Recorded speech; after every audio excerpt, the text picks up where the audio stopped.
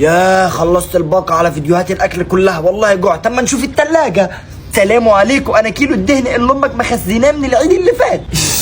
ايه ده؟ في ايه تاني؟ وانا النص ليمونه اللي من حرب الخليج. انت عارفك. في ايه تاني؟ بونجور، انا ازازه الميه الفاضيه.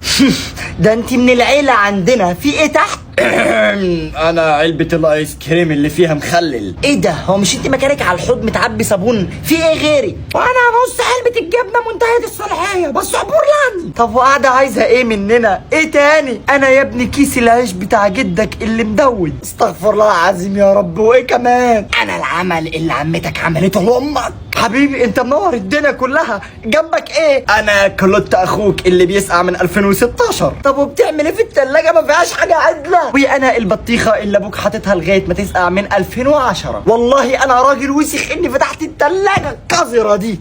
رايح فين يا غالي؟ طب مش هتاكل حاجه؟